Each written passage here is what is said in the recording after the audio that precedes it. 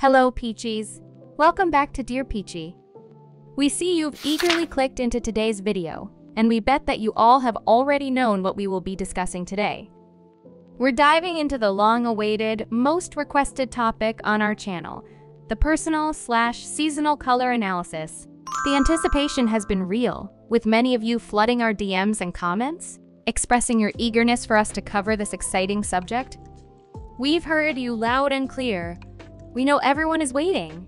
However, we want to be transparent with you. Delving into the complex world of color analysis requires us to do our homework, so we can deliver the best content for you.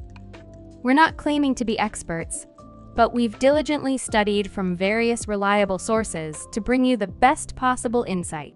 Before we kick off, a little disclaimer. This video is a result of thorough research, specifically scouted from resources adapted for East Asian color features. Due to this focus, we acknowledge that the video might lack inclusivity in the use of examples, as we are more experienced in identifying seasonal colors for East Asians. However, we believe that this video still offers valuable insights for everyone.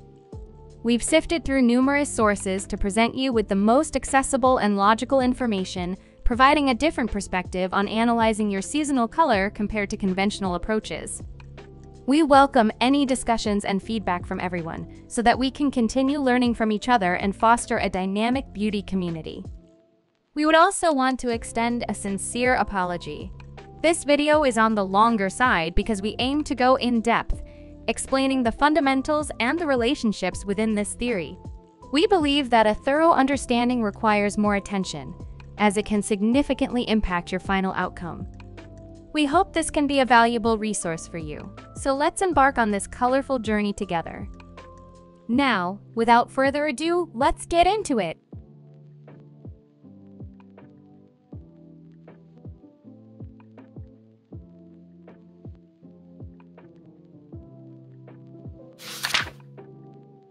As the name suggests, personal color is a method designed to identify colors that not only flatter your actual tones, but also enhance your overall appearance, style, and ambiance. This approach is highly individualized, taking into account distinctive characteristics unique to each person. As a result, everyone gets a personalized color type. Now, when we talk about personal colors, you've probably come across those figures with color wheels, neatly organized into specific palettes or schemes using the concept of the 4 seasons. These figures can be typed into 4, 12, 16, or even 24 seasonal subtypes. The possibilities are vast. However, the most common and widely used system is the 12 subtypes. This choice is particularly favored for its simplicity, making it easier for beginners to grasp the concept. While we might not all be color experts like makeup artists or professional stylists, delving into this concept allows us to systematically grasp the mechanics of color theory. It provides us with a valuable tool to understand ourselves better.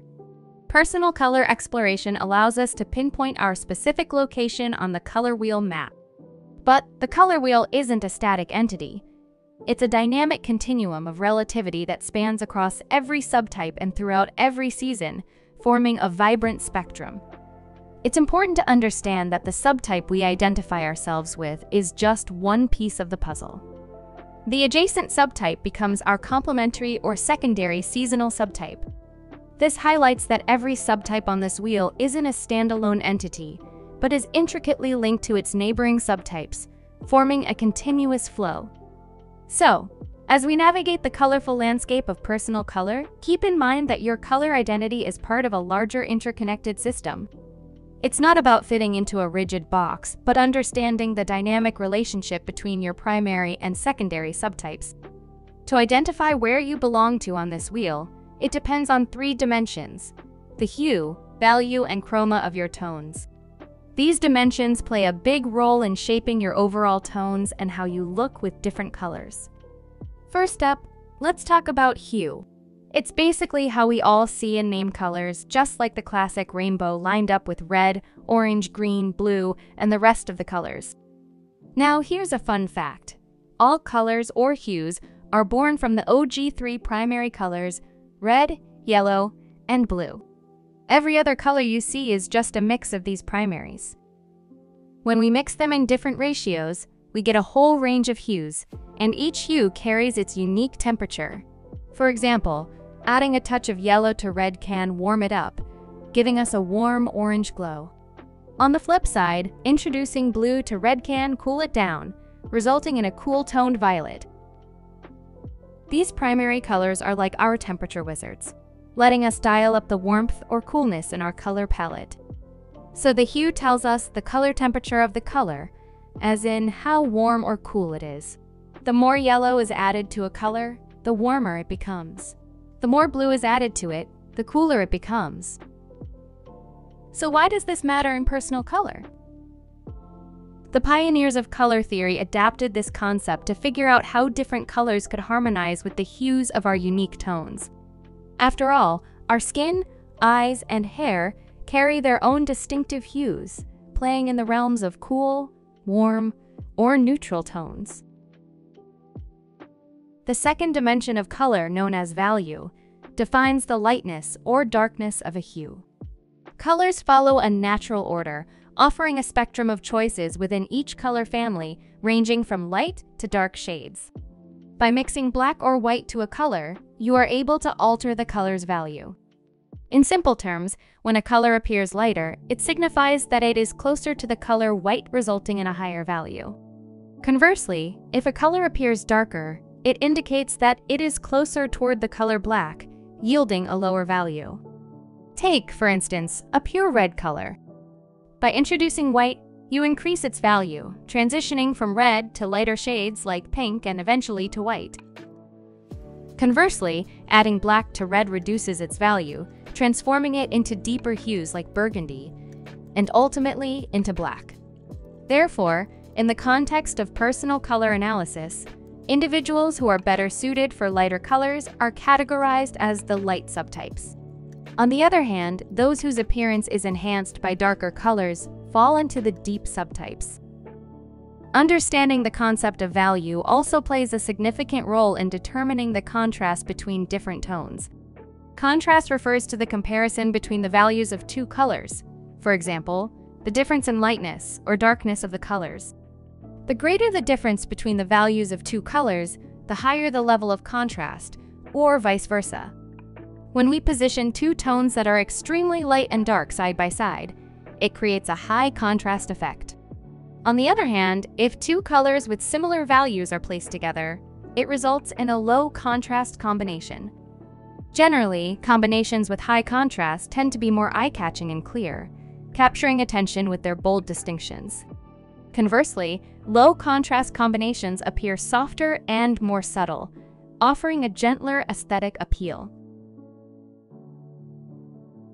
The third dimension of color is chroma, representing the dimension that determines brightness or dullness. Chroma essentially describes how vibrant a color is and is measured by its distance from gray on the color spectrum.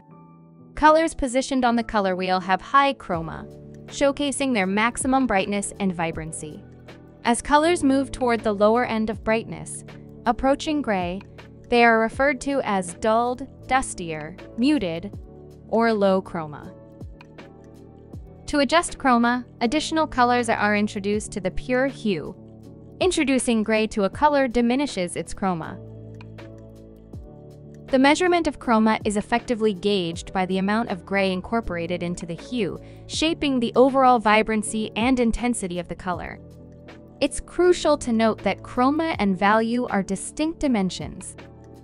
Taking a cue from the figure above, starting from the pure red hue, the value of the color increases as it moves up and decreases as it moves down.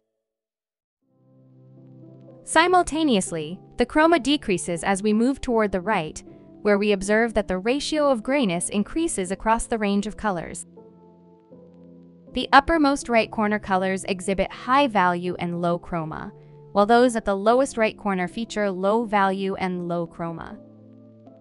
In the realm of personal color theory, individuals who appear stunning in vivid and bright colors are classified as the true or clear subtypes. On the flip side, those who are better suited to muted and softer shades fall into the soft subtypes. In summary, the hue of our overall tones determines whether we lean toward being warm or cool-toned. The value helps us navigate whether we belong to the light or deep subtype, while the chroma defines whether we fall into the clear or soft subtypes. Together, these three dimensions create a comprehensive guide for understanding our unique color profile and choosing the most flattering colors for our individual style. Now that we've got a good handle on the factors influencing our seasonal subtypes, let's dive into the exciting world of identifying our color characteristics. The dimension of hue is shaped by various factors, including skin tone, hair color, iris color, lips color, and even your preferred clothing or makeup colors. By examining these aspects, you can identify whether you lean towards warm tones or cool tones, aiding in the determination of your season. In this section, let's observe ourselves and jot down our color characteristics.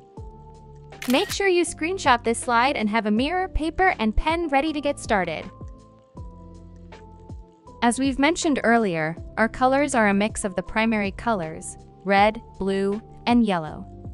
This principle also holds true for our skin color. Regardless of race, a yellowish-orange undertone forms the foundational tone of human skin color. If we introduce more white to this tone, it lightens the skin, resembling the fair skin tones found in European populations. Conversely, adding darker colors results in a tanner skin tone. However, the distinctive variations in undertones emerge by adjusting the ratios of blue, red, and yellow colors.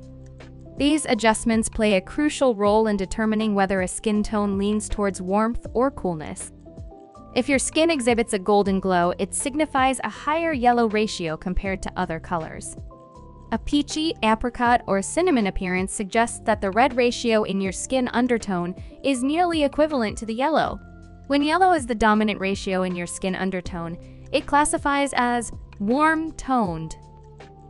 On the other hand, when the red ratio surpasses the yellow, the skin tends to appear more pinkish, with rosy cheeks and a light blush across the chest and ears. If your skin radiates a cool plum undertone, it means that the red and blue undertones in your skin are almost equal, categorizing your skin as cool-toned. For some individuals, noticing a green undertone in their skin, giving off a bronze or green tinge in daylight, it indicates a balance between blue and yellow undertones. To determine if the green undertone leans towards warm or cool, it depends on the ratio of blue to yellow. A higher blue undertone indicates a cool tone, while a higher portion of yellow undertone makes it a warm tone. Keep in mind that the warm or cool tone of your skin is distinct from the lightness or tanness of your skin. Each undertone can have a range of values, spanning from fair to dark. The undertone determines the overall hue, while the value reflects the lightness or darkness within that specific undertone. Identifying your own skin tone may seem challenging, but a simple way to gauge it is by observing your skin in pictures with your friends. Compare your skin tone to theirs, and you can easily get a sense of your skin undertone. We understand that many of you find it challenging to determine your skin tone, and you might have heard about popular tests like the vein test or jewelry test. However, it's important to note that professionals trained in color analysis often don't rely on these tests as they can be inaccurate. Instead, we encourage you to practice developing your eye for identifying changes in color tones in everyone's skin. The more you compare your skin to others, the more confident you'll become in determining your own skin tone. Beyond skin color, our hair color also plays a significant role in determining our overall tone. In comparison to Europeans, Asians typically have darker hair colors, ranging from black to brunettes, dark brown, or brown tones. This distinction is essential because seasonal color palettes originating from Western countries might not be as suitable for Asians. When Asians identify whether their hair is cool or warm-toned, it's not solely based on the actual hair color, but also involves considering which hair colors suit them best. For instance, if your actual hair color is graphite black, black gray, cool brown, or ash brown, and you find that you look good with hair colors having silver, gray, blue, green, or purple undertones, you likely have cool-toned hair. On the other hand, if your hair appears brownish black, warm brown, or light brown, and you discover that you look great with hair colors featuring gold, orange, yellow, bronze, and brown undertones, then you likely have warm-toned hair. Additionally, the color of our eyes serves as a valuable reference point to determine whether we are warm or cool-toned individuals. This consideration becomes particularly relevant for Asians, where the challenge arises from many of us having dark-colored irises. In contrast to Westerners with a variety of eye colors, it is easier for them to identify whether they are warm or cool-toned. While the majority of Asians have deeper brown iris colors, there are subtle differences in color intensity and temperature. However, the color of our iris can be easily influenced by lighting conditions, thus posing a challenge in accurately observing its true color. So, similar to hair color, we can also identify our color temperature based on the colored lenses that complement our eyes. Before you begin, always remember to remove your makeup before making these observations, as makeup can impact your appearance. If your eyes have black, dark gray, or grayish undertones, and you find that colored lenses with gray, blue, pink, purple, or pure black undertones suit you better, this may indicate that you are more of a cool-toned person. On the other hand, if your eyes have deeper or lighter browns or amber tones and colored lenses with brown, orangey, golden, or olive green tones complement your eyes well, then you might be a warm-toned person. Now, let's talk about lip colors, another key factor in figuring out our color characteristics. Make sure your lips are in good shape and try to avoid extreme weather conditions as they can affect the accuracy of your observations. If your natural lip color leans towards pinkish or purplish hues, you might be more on the cool-toned side. On the other hand, if you've got lips with peachy, coral, or warm red shades, that's a clue you're leaning towards warm-toned territory. Moving beyond our skin, hair, lips, and eyes, our outfit colors can also provide hints about our tones. Take a moment to recall if there's a particular outfit color that truly enhances your complexion. Do you find yourself gravitating towards neutral tones like black, white, or gray? Perhaps you've noticed that outfits with a pop of blue, pink, or purple really complement you. Or do your neutrals lean more towards ivory, beige, browns, or earthy tones? Or maybe you feel your best with yellows and oranges.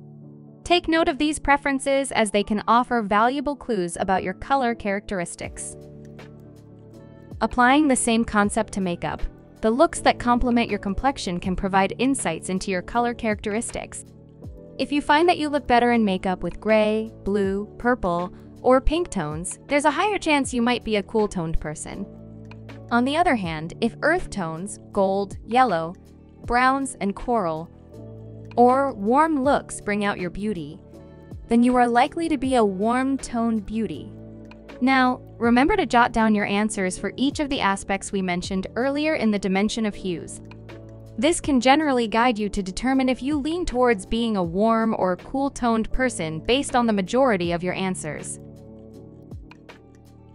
Moving on to the second dimension, value. As mentioned earlier, value defines the lightness and darkness of hues. However, it's essential to note that the lightness or deepness of our skin tone doesn't necessarily represent the overall level of our value. The overall value of our tones is determined by factors like hair color, outfit choices, and makeup colors.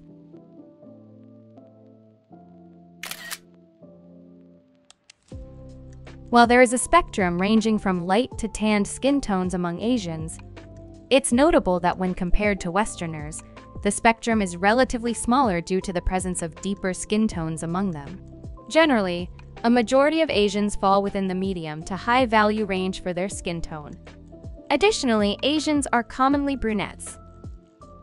Following the conventional personal color theory, most Asians might be typed as the autumn or winter subtypes. However, this approach is evidently inaccurate. Hence, just because someone has a brighter or lighter skin tone, it doesn't mean their overall value will be higher. Conversely, having a tanner or deeper skin tone doesn't automatically position someone's overall value on the lower side. But for now, please jot down the value for your skin tone. Similar to what we discussed earlier, Let's not only observe if the color of our hair belongs to the lower or higher value, but also refer to the hair colors that suit us better. This observation extends beyond our hair, as we will also need to include our brows. Given that Asians typically have dark hair, we can tell the difference in the level of value within various examples here. If your hair appears lighter or translucent when light passes through it, and your brows are fine and sparse, you might belong to the higher value. On the other hand, if your hair appears darker and opaque, and you have dark, bushy brows, these suggest a lower value. Think about the hair dye colors that fit your overall tone. Looking at this hair color palette, do you find yourself looking better with high-value colors such as golden, strawberry, gray, or silver blonde? Or do you feel that medium or low-value hair colors enhance your complexion better? Make a note of your observations to pinpoint where you stand. When it comes to outfit colors, we can assess the compatibility of our overall tones with lighter and darker outfits to determine our level of value. In the figure shown here, we've categorized a set of neutral colors into cool and warm tones based on their level of value. If your overall tone leans towards high value or lighter tones, you'll likely look better in outfits of pure white with a bluish undertone, ivory white, flaxen, and other lighter colors. However, incorporating a large surface area of deep colors in your outfit may make it seem like the deep tones are dominating your presence. If these cases are true for you, then you might have a high value or a light-toned person. On the other hand, individuals with lower value overall tones will shine in navy blue, pure black, deep brown. In contrast, wearing lighter colored outfits may affect their complexion, with the exaggerated reflection of light tones making them appear tired instead. If you find that the two scenarios mentioned earlier don't really apply to you, then you might be standing in the middle of the value scale. These people usually find themselves looking better with gray, bluish gray, or camel colors. So in terms of outfit colors, are you a high, low, or middle value person? Lastly, the value of one's color tone also influences the selection of makeup colors. High-value makeup looks feature a refreshing, natural, and airy appearance. They typically use lighter tones in the makeup palettes, incorporating skin-like base makeup and simple, light colors to enhance the natural complexion. If you find yourself gravitating towards these looks, you likely suit lip shades such as purplish pink, coral, light berry, peach, and nude shades. On the flip side, the low-value makeup look highlights the contrast between our facial features, enhancing their presence with deeper shades. These looks generally complement darker colors and use makeup products that provide a solid color rather than a sheer or sheen finish. Individuals who prefer lower-value makeup styles are generally suitable for maroon, wine red, cherry red, warm red, and brown shades. Of course, there's always a midpoint between both makeup looks. If your best looks consist of elements from both the high-value and low-value makeup styles, there might be a chance that your appearance is closer to a medium value. As we've explored the level of values of our color tones based on 4 factors: skin tone, hair color, outfit, and makeup colors, you can roughly gauge where you stand on the scale. Finally, we've come to the last dimension of colors, the chroma. Chroma describes how bright, clear, or muted, soft a color is. Chroma can be determined by multiple factors such as skin tone, brows to eyes contrast, outfit colors, makeup colors, accessories, fabric patterns, and materials.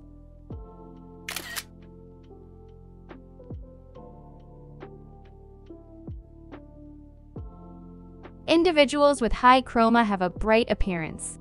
Their skin shows even and clear tones without gray or brownish pigmentation, and it has a dewy and bright texture. On the other hand, individuals with low chroma have a muted appearance. Their skin has a desaturated, grayish, or ashy undertone and possesses a matte finish to the skin texture. The features of high chromas are vibrant and full of color. You can observe that their brows are darker and fluffier, creating a higher sense of presence. The iris has a clear edge with rich, deep colors, providing a more alert and eye-catching expression. In contrast, low chroma individuals have lighter, finer, or more sparse brows, resulting in lower presence. The color of their iris is softer and blurry, and lacking a clear, crisp edge. Their expression often gives a softer gaze, providing a delicate charm.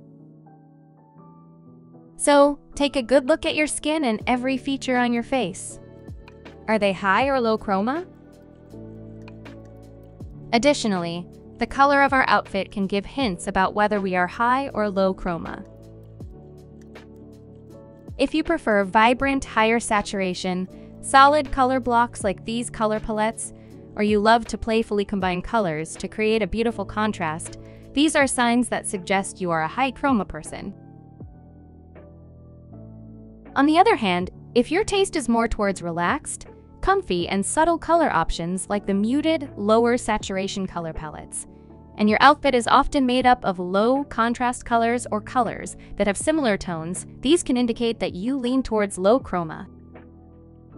Similarly, if your makeup looks gravitate towards captivating, bold looks that capture the essence of bright, energetic vibes, incorporating a daring fusion of colorful shades such as hot pink, rosy red, warm red, and rich red that enhances your complexion and demands attention. These looks are typically high chroma looks. If your go-to looks emphasize a natural, effortless, and subtle appearance, using nude shades or low saturation tones like grayish pink, dried rose, nude shades, or red bean paste shades. These are characteristics of low chroma looks. It's interesting to note that the finish or texture of your makeup products can also affect the chroma. High chroma or high contrast makeup looks are often associated with glossy or highly reflective finished makeup products. The base has a dewy touch, giving a glowy appearance as if a light layer of base was applied to the skin. Additionally, eyeshadows with pearlescent shine or glimmers of glitters, along with lip products like lip gloss, are frequently used in these looks. These elements reflect light from your face, creating an airy and vibrant appearance that enhances the overall chroma of the look. In contrast, low chroma makeup products generally with matte finishes or soft blurring effects aim for a more natural appearance. The base creates a skin-like or porcelain skin look, achieving a no-makeup appearance. It incorporates low saturation eyeshadow shades with matte textures and uses lip products with a creamy texture to achieve matte finishes. So when it comes to makeup, can you identify yourself as leaning towards the high or low chroma side? As we mentioned earlier, high chroma tends to catch people's attention, and this also holds true for accessories, fabric patterns, and materials. Interestingly, this aspect is often not emphasized in most Western resources, but is considered in Asian color theory systems.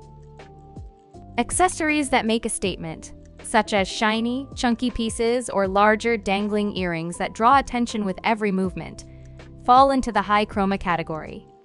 On the other hand, smaller, dainty, and delicate pieces that subtly blend into your look belong to the low chroma category. The same principle applies to fabric prints. Prints with a higher visual presence, larger in size, vibrant in color, or with strong color contrast, create a high chroma combination. These designs are often seen in animal prints, geometric patterns, or bold floral prints. In contrast, prints with low visual presence use similar colors, resulting in low color contrast. Examples include small floral prints or gingham patterns with harmonious color matching.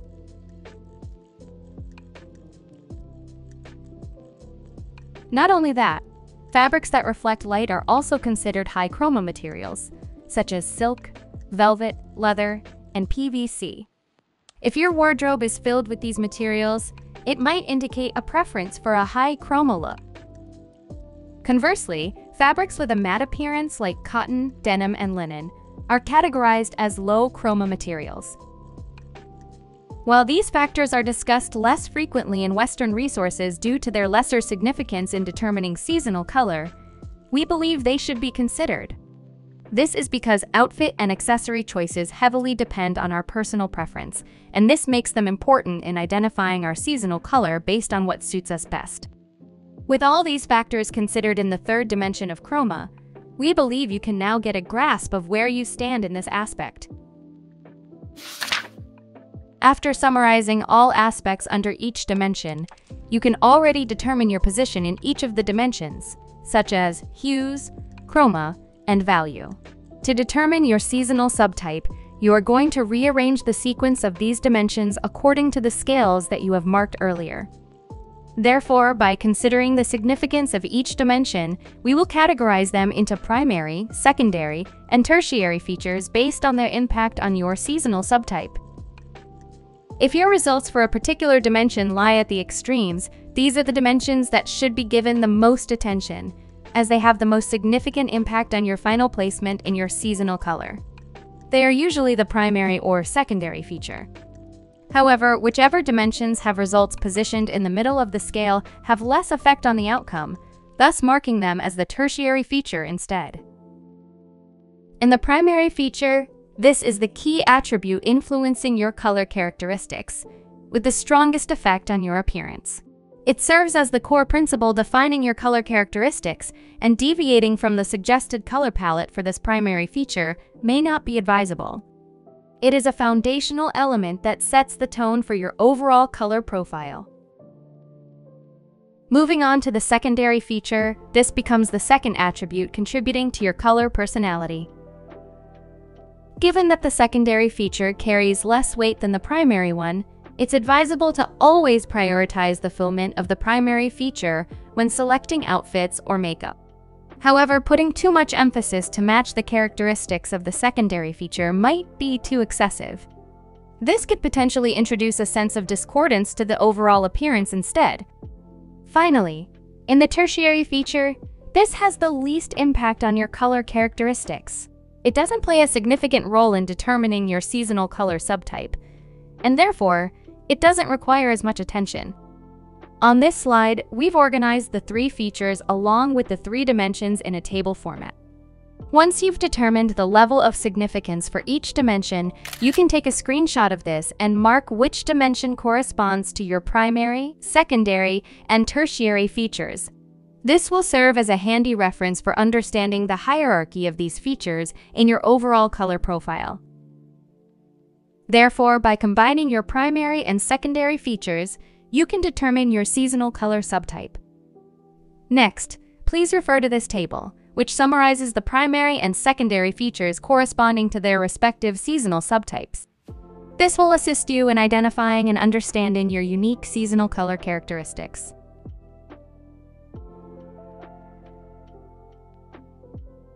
Now, let's revisit this summarized table. As mentioned earlier, the primary feature holds the highest significance, and wearing colors directly opposite to its suggestion will affect your appearance the most.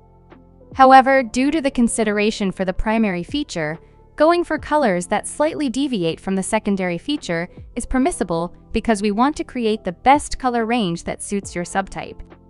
Hence, the opposing color palettes of the secondary feature may still serve as suitable color choices. This concept might be hard to grasp at first, but feel free to pause the video and re-watch a few times to help you understand better. Let's look at some examples. Clear spring individuals have high chroma as their primary feature and warm hues as their secondary feature. This means they are compatible with high chroma, vibrant, cool-toned colors, but not with lower chroma, dull-looking, warm-toned colors. On the flip side, true spring individuals have warm hues as their primary feature and high chroma as their secondary feature. This shows that lower chroma or duller warm colors are compatible with them, but not the higher chroma, vibrant, cool-toned colors. So if you're still unsure about your primary feature, you can observe yourself through these 6 possibilities based on the 3 dimensions of hues, values, and chroma. If hues are your primary feature that determines your seasonal subtype, it means that color temperature significantly influences your color appearance. For a cool-toned person, cool-toned colors work best, while warm-toned colors have lower compatibility. Take Lucy Liu as an example. Cool-toned colors create a more refreshing, airy, and natural look for her, while warm-toned colors may make her appear sallow and fatigued. Conversely, a warm-toned person thrives with warm colors that complement their skin tone and overall color profile. They may not look as vibrant or energetic in cool-toned colors, which might wash them out instead. For individuals with value as their primary feature, the lightness and darkness of tones have the most significant impact on their appearance. Sun Yi-jin, for example, is a typical light person, looking best with lighter and subtle makeup colors.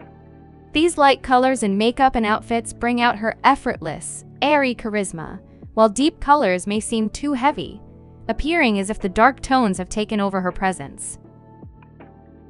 On the other hand, individuals with low value as their primary feature thrive with darker tones in their overall style. They benefit from increasing the contrast between the tones to create a cohesive look. Deeper colors enhance the visual impact of their facial features, whereas lighter colors might make them appear pale and lose their individuality. If chroma is your primary feature, then the vibrancy of colors used has the most significant impact on your appearance. Nayeon, belonging to the clear spring category, looks stunning in vibrant and eye-catching colors, lighter tones, and color combinations with higher contrast. These colors bring her charm to life, making her look lively and adorable. On the other hand, low chroma, duller-looking colors may blur out her facial features and diminish her charm. Soft-typed individuals suit low-contrast color combinations and dull, soft, blurring colors. Low chroma colors complement the elegance and gracefulness of Junji Hyun. However, a high chroma, vibrant toned look may seem like she is trying to fit the makeup, rather than the other way around. By observing how changes in hues, values, and chroma affect your appearance, you can identify which dimension has the strongest impact on your overall look. This understanding provides valuable insights into determining your possible seasonal subtype on the color chart. In our quest to grasp the ins and outs of the seasonal color system, we've delved into various sources that break down this concept. And guess what? We stumbled upon a gem that offers a clear and newbie-friendly explanation. Introducing Yurei, a renowned Korean seasonal color expert whose insights have proven invaluable. What caught our attention is how Yurei uses different natural lights to paint a vivid picture of the 4 seasons in the seasonal color system. It's a perspective we find quite enlightening, as it demystifies the complexity of this concept. In her analogy, Yurei associates the spring type with the sun, the summer with the moon, the autumn with the earth, and the winter as the star. Recognizing that not all regions experience 4 distinct seasons, she believes the light analogy makes it more intuitive and accessible, especially for newcomers to the world of seasonal colors. Now, let's dive into the nitty-gritty. We'll explore how the unique characteristics of natural lights from the sun, moon, earth, and star correspond to the 4 seasons, and we'll look into the extensions stemming from these 4 seasons. Let's break down how the distinct qualities of natural lights from the sun, moon, earth, and star align with the 4 seasons, according to Yurei's perspective. In the realm of personal color, 3 main attributes, hue, value, and chroma, play a crucial role in differentiating colors. Essentially, they are the key characteristics behind the 4 primary seasonal color categories. Now, let's focus on hue. Take a look at these pictures and tell me, which light do you perceive as warmer? Warm light, in this context, refers to a yellowish tint. You got it! Sunlight and the light reflected on the earth fall into the warm light category. That means spring and autumn types are associated with warm light. On the flip side, which light seems cooler? Bingo! Moonlight and starlight bring in the cool tones, connecting them with summer and winter types. Consider it this way. Daytime lights tend to be warm tones, courtesy of the sun's glow and its reflection on the earth. As night falls, the moon and stars take center stage, bringing in the cool tones. It's like a natural shift from warm to cool as the sun rises and sets. Moving on to the second attribute of color, known as chroma. As mentioned earlier, chroma describes the vibrancy of a color, indicating its brightness or dullness. The brighter and clearer a color appears, the closer it is to its pure form. Now, let's take a closer look at these pictures and engage in a bit of chroma analysis. Check out the warm light category, the sunlight and the light reflected on the earth. Spot the one with high chroma, the clear and vibrant player. Yep, you nailed it, the strong sunlight exhibits a higher chroma. Now, onto the cool light category. Picture moonlight and starlight. Which one shines more powerfully, moonlight or starlight? Bingo! It's starlight. Moonlight, on the other hand, brings a soft and delicate spread. As we navigate through the 4 seasons, it becomes clear that sunlight and starlight stand out with their clarity and high chroma. On the other hand, the Earth's reflected light and moonlight are more subdued, with a gentle dilution and lower saturation. Picture it like this. Sunlight and starlight are the laser beams that focus sharply on one spot, while light bouncing off the Earth and moonlight takes a more subtle approach, spreading their glow far and wide. Why the difference? Well, direct light like sunlight and starlight is like a powerhouse, emitting light on its own. They are like the laser beams that focus sharply on one spot. On the other hand, reflected light from the Earth and Moon plays it cool, catching the light and bouncing it around. They take a more subtle approach, spreading their glow far and wide. Each light brings its own A-game, just like each season having its own strengths. Coming to the third color attribute, value. A quick recap on what we've covered. The value indicates the lightness and darkness of the color. When a color appears lighter, it's closer to white, giving it a higher value. Now, check out these pictures in the warm light category. Which one of the 2 lights shines bright and carries a high value? You got it, it's the sunlight. No surprises there.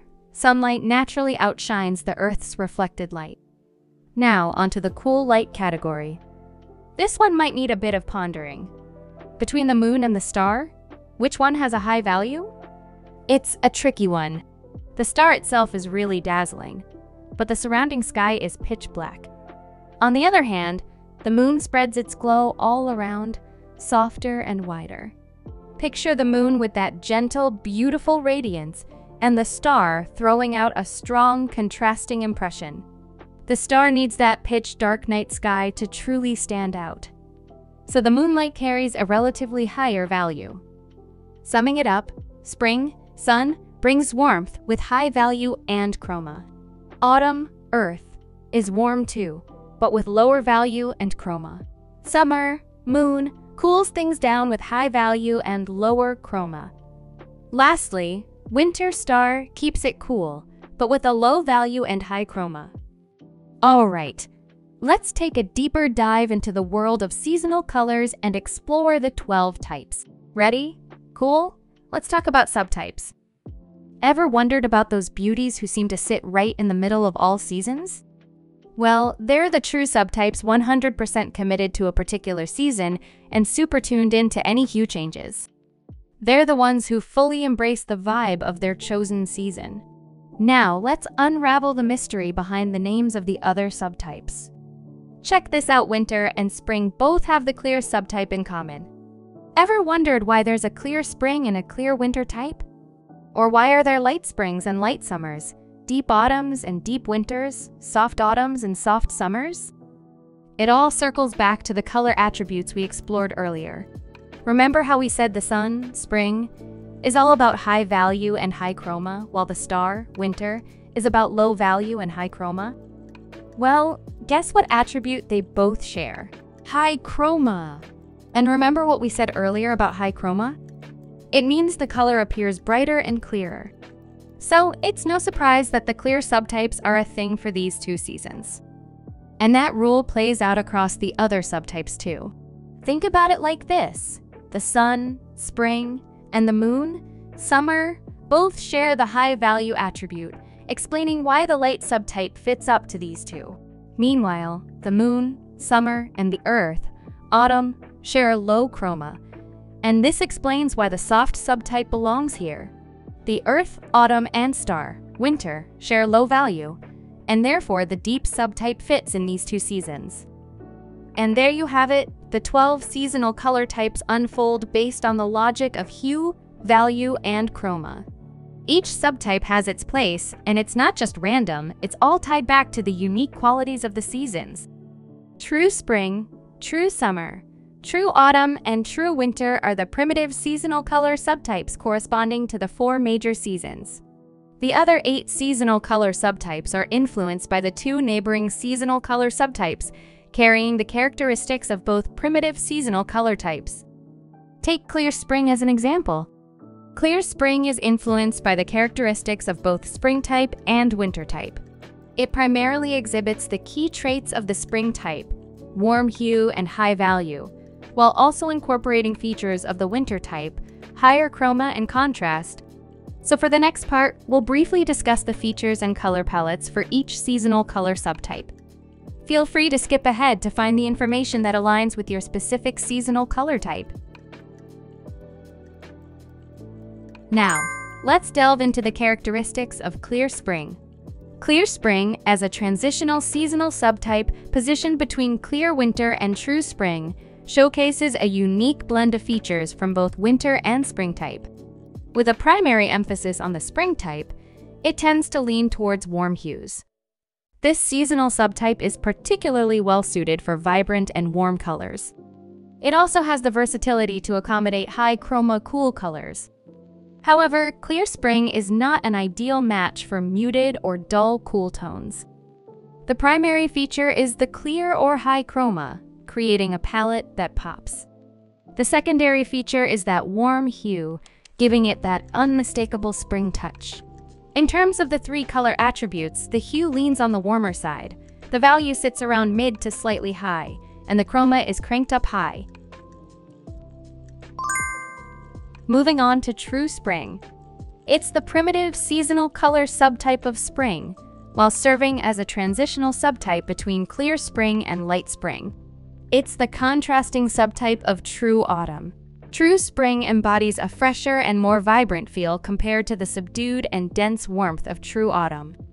This seasonal color subtype thrives in warm colors with mid to high value and mid to high chroma. Interestingly, it can also accommodate warm hues with slightly lower value and chroma. However, it's not the best fit for those very cool toned or muted colors. When pinpointing what defines true spring, the primary feature is definitely the warm hue. Clear and high chroma plays the role as a secondary feature. Breaking it down further, true spring's color attributes paint a vivid picture of very warm hue, a high value, and a high chroma. Now, let's explore light spring, which serves as a transitional seasonal color subtype between true spring and light summer. Light spring seamlessly blends characteristics from both spring and summer types, putting a strong emphasis on the traits of the spring type. It leans towards a warm hue, creating a vibrant and welcoming aesthetic. While warm and bright light colors are suitable for light spring, this seasonal subtype can also accommodate cool-toned colors with high value. However, it's worth noting that light spring may not work well with very deep, very cool-toned, or excessively vibrant colors. When it comes to the key features of light spring, the primary feature is the high value, and the secondary feature lies in the warm hue. Breaking it down further, the color attributes of light spring reveal a palette that leans towards warm hues, carries very high value, and a moderate to slightly high chroma. Moving on to light summer, a transitional seasonal color subtype between light spring and true summer. This particular seasonal subtype seamlessly embodies characteristics from both spring and summer types, but with a predominant emphasis on the traits of the summer type. Light summer leans towards a cooler hue, creating a refreshing and serene ambiance. Perfectly suited for cool and bright light colors, light summer also accommodates high-value warm tones. It's important to note, however, that very deep, overly warm, or excessively vibrant colors might not be the most flattering for this subtype. As we analyze the key features, light summer is primarily defined by its high value. The secondary feature lies in the cool hue. The color attributes of light summer reveals a palette that leans towards a cool hue, maintains very high value, and holds a moderate chroma. Now, let's delve into true summer, the primitive seasonal type of summer, positioned as a transitional seasonal subtype between light summer and soft summer. True summer stands in stark contrast to true winter, exuding a more subdued and gentle vibe while emphasizing overall color harmony and unity. Cool-toned colors with slightly higher value and low to moderate chroma are suitable for true summer. It also harmoniously incorporates other cool tones into its palette. However, it's essential to steer clear of warm hues with high chroma, as well as deep, rich browns. The primary defining feature for true summer is its cool hue, whereas the secondary feature is its low chroma. In terms of the color attributes, true summer palette leans very cool in hue, maintains a medium value slightly on the higher side, and holds a low chroma. Let's now explore the nuances of soft summer, a transitional seasonal color subtype situated between true summer and soft autumn. Soft summer gracefully combines features from both summer and autumn types, with a predominant emphasis on the characteristics of the summer type. It leans towards a cooler hue, creating a gentle and sophisticated aesthetic.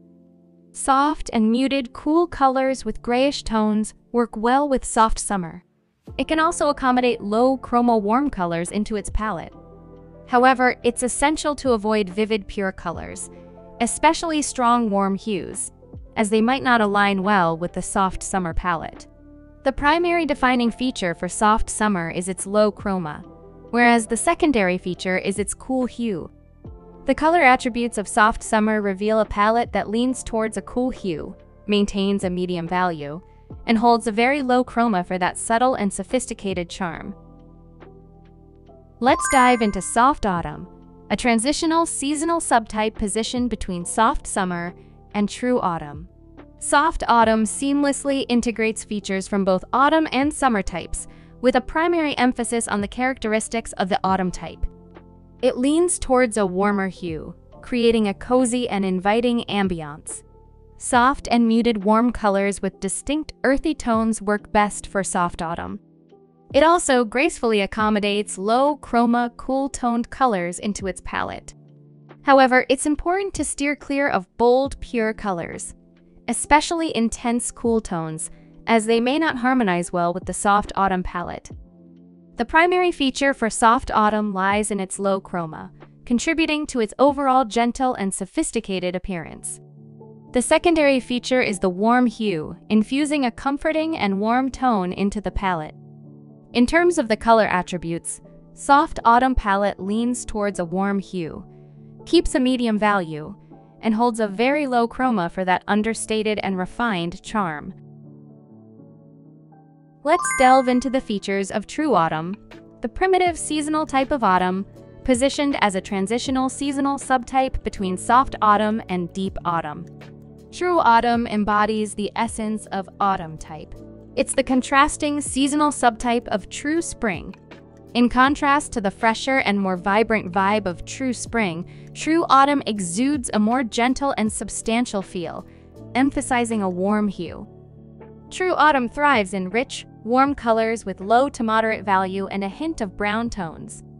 It also accommodates other warm hues with ease, but may not be the best fit for very bright, intensely vibrant, or pure, cool-toned colors.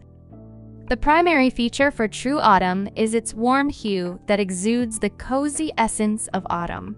The secondary feature is its low chroma, contributing to the overall muted and sophisticated appearance.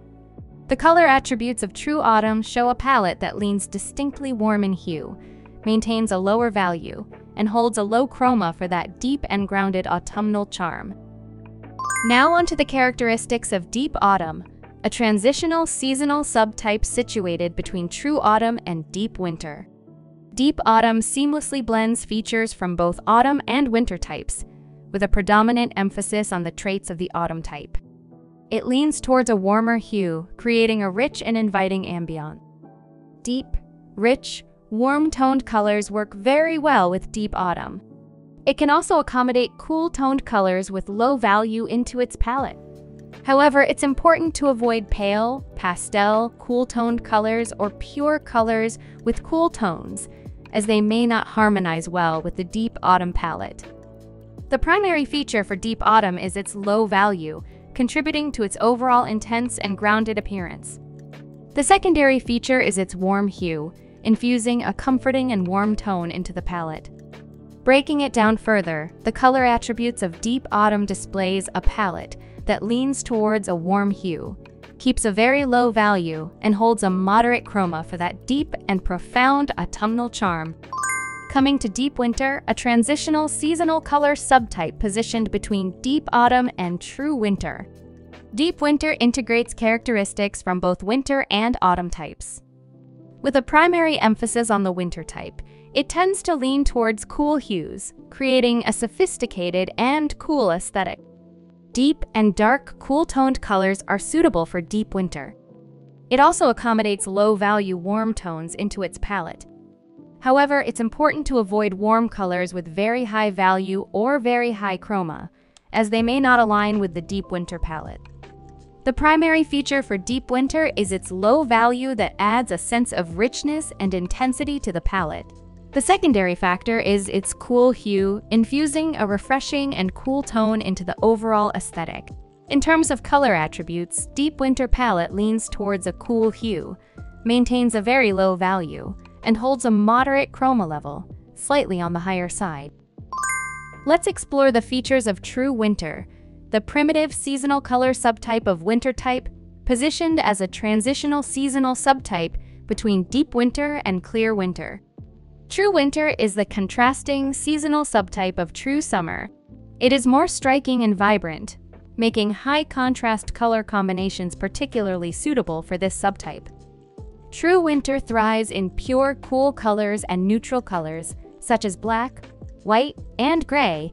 It can also seamlessly accommodate other cool tones, but it may not be the best fit for warm-toned light colors or earthy tones. The primary feature for true winter is its cool hue, infusing a cool and dazzling vibe into the palette. The secondary factor is its high chroma, contributing to the overall vivid and high contrast appearance. Breaking it down further, the color attributes of true winter reveal a palette that leans very cool in hue, maintains a medium brightness slightly on the lower side, and holds a high chroma level for that bold and lively appearance. Let's explore the characteristics of clear winter, a transitional seasonal type situated between true winter and clear spring. Clear winter seamlessly blends features from both winter and spring types, with a predominant emphasis on the characteristics of the winter type. It leans towards a cool hue, creating a crisp and refreshing aesthetic. Pure colors with a cooler hue work well for clear winter. This seasonal subtype also accommodates high chroma warm tones into its palette. However, it's essential to avoid murky warm colors, as they may not complement well with the clear winter palette. The primary defining feature for clear winter is its high chroma, contributing to the overall vividness of the palette.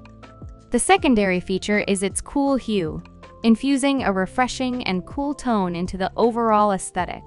In terms of the color attributes, clear winter's palette leans towards a cool hue, maintains a medium value, and holds a very high chroma level for that clear and vibrant appearance. In the seasonal color typing systems, seasonal color types do not exist by default. Rather, the entire system operates as a continuous spectrum, where various colors gracefully flow and blend. The seasonal color concept takes shape many years later as this field of study matures, organizing the findings for the sake of categorization. Therefore, your seasonal color isn't a rigid label. Colors flow seamlessly across the seasons. Picture the seasonal color system as a spectrum with an infinite number of points, and each of us finds our unique spot on this vibrant continuum. So, here's the beauty. Even if you're identified with a specific seasonal subtype, you can naturally lean towards the adjacent ones. Let's break it down a bit. Take someone categorized as a soft autumn subtype. They might find themselves right in the middle of the subtype. or perhaps closer to true autumn, or even leaning towards soft summer. Moving left means being more influenced by true autumn, and veering right means less influence. So our point is, we are all unique, so confining yourself to a single seasonal palette isn't necessary. While discovering your personal color, keep in mind the continuous flow of the spectrum within the seasonal color system. With that being said, your color palette isn't only restricted to your seasonal subtype, but it can blend with other corresponding or adjacent subtypes. Taking soft autumn as an example again. Among other autumn subtypes, soft autumn would be most influenced by summer subtypes. That's because soft autumn is closest to soft summer. It's about proximity on the seasonal color chart. The closer, the more shared best colors. So, soft summer, among other summer subtypes, would be most influenced by autumn subtypes and would have more overlapping best colors with soft autumn. This principle extends to other subtypes, such as light, clear, and deep subtypes. The seasonal subtypes with the similar properties would be related to one another, and therefore would share some of the best colors among themselves. What about seasonal subtypes that are positioned adjacently like this? Do they share color palettes? The answer is yes. As long as they're neighbors on the spectrum, they share some of the best colors among themselves. Now, let's talk about the true subtypes. They play by a slightly different rule. True subtypes are linked to each other in an opposite manner. True summer relates to true winter, while true spring is connected to true autumn. Why? It boils down to their hue attribute warm or cool. True warm and true cool subtypes are opposites, so they don't influence each other. Warm sticks with warm, cool sticks with cool. That's how true subtypes share their best colors. It's not uncommon for some of you to wonder, upon delving into the realm of seasonal colors, does my seasonal color equate to my personal style? Seasonal color typing and personal style may often be confused, yet they play distinct roles in the realm of personal expression. There is a common misconception that seasonal color typing is synonymous with personal style. However, this notion is not accurate in reality. While the seasonal color typing system provides a valuable tool for deciding on color choices, personal style is a nuanced and multifaceted concept influenced by various factors, including facial features and visual weight, style essence and archetypes, and body shape. Let's take a look at these examples: Won Young and Zhu Dongyu, both falling under the light summer category. Won Young presents a more rounded facial structure with a medium visual weight. Her overall vibe is gentle and charming, radiating a sweet and ethereal girlishness. This suits her well for long hair, flowy or curvy cuts, softer silhouettes, and more feminine styles. Now, shifting our focus to Dongyu, she possesses sharper facial features and a facial structure that leans towards a lower visual weight. Her appearance exudes a clean and refreshing boyish charm, making her better suited for short hair, sleeker clothing, and emphasizing her youthful and clean-cut vibes. Despite both being light summer individuals and sharing the same seasonal color palette, Won Young excels in enhancing that gentle and charming aura characteristic of the light summer type. Meanwhile, Dongyu thrives in emphasizing the refreshing and natural vibes that define the light summer type. It's fascinating how the same seasonal color palette can be transformed into different expressions of style. Some people might have this question when it comes to choosing the right personal color. Does opting for colors that give my skin a fairer or paler appearance mean they suit me? The answer is not necessarily. The thing about choosing the right personal colors isn't just about picking colors that make your skin look fairer or whiter. The seasonal color typing system takes into account the bigger picture of harmony. Colors that suit you might not always make your skin dramatically fairer, but they can definitely boost your energy and overall complexion. Sometimes, colors that make your skin look too pale might actually make you seem tired or worn out, and that's not the best look for achieving overall harmony. Let's take the example of SNSD Tiffany, who is a true summer.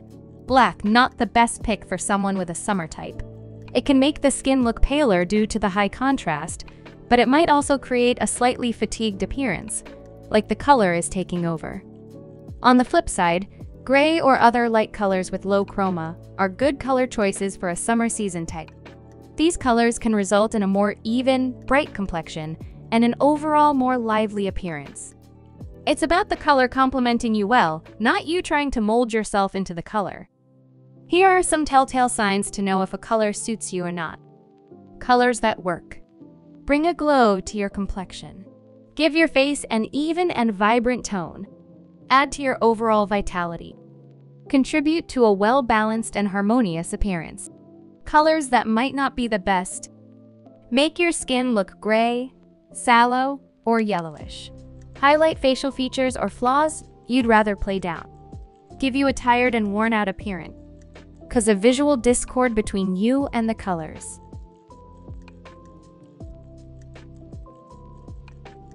Wondering about the scenario where you don't perfectly fit all the descriptions of a seasonal type? Here's a common question. Okay, so I resonate with most of the indicators of a specific seasonal type, but there are a couple of characteristics that don't quite align with the standard description of that particular seasonal subtype. Does this mean I might not belong to that seasonal type? The seasonal color typing system takes a holistic look at color characteristics.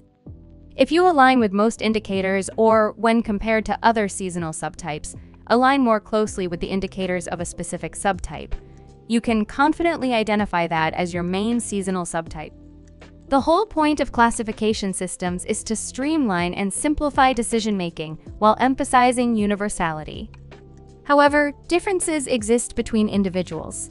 If you match the core indicators of a particular seasonal subtype, chances are that it's indeed your main seasonal subtype. Let's take Ji-Kir Jun-yi and Lin Da-hee, both deep autumn individuals, as examples. Ji-Kir Jun-yi has a deeper skin tone with a noticeable bronze undertone, indicating warm undertones. Da-hee, on the other hand, has a relatively fairer complexion with fewer apparent undertones, leaning towards a neutral undertone. Despite significant visual differences, both Ji-Kir and Da-hee fall under the deep autumn subtype due to their shared core features, which are low value and a warm hue. Due to individual differences and the fluidity of seasons, it's possible for someone to display characteristics of multiple seasonal subtypes. Besides the main seasonal subtype, the secondary seasonal subtype can also significantly influence our color choices. Taking Han So-hee and Jenny Kim, both deep autumn individuals, as examples. So-hee, a blend of deep autumn and deep winter, has a good ability to handle deep cool colors, and even being able to embrace black extensively compared to the typical deep autumn. Jenny, a mix of deep autumn and true autumn, might not vibe with deep colors, but has a better ability to handle warm-toned colors compared to the typical deep autumn. Now, shifting our attention to the applicability of the seasonal color typing system. It is essential to recognize the dimensions where this system proves most useful and beneficial. In the aspects related to color blocks, texture, finish, and glossiness, the seasonal color typing system stands as a reliable guide for making styling judgments. Specifically, it aids in making informed choices related to color schemes in your clothing, makeup, and hair, as well as the level of glossiness in jewelry material, fabric material, and makeup finish. There are dimensions where the seasonal color typing system can be considered as a helpful reference point. In aspects of visual weights and visual presence, the seasonal color typing system can be consulted, offering insights into choices related to prints, encompassing considerations of patterns and sizes, as well as choices in jewelry sizes. However, it is crucial to acknowledge the dimensions where the seasonal color typing system might not be the most suitable. When it comes to aspects like lines, curves, and cut, the seasonal color typing system may not provide comprehensive guidance for styling decisions. Specifically, it may not be the go-to tool for determining clothing styles, cuts, or the length and straightness or curliness of hairstyles. In essence, while the seasonal color typing system offers valuable insights into color-related aspects of personal expression, it's only one piece of the broader puzzle that constitutes an individual's unique and multifaceted style.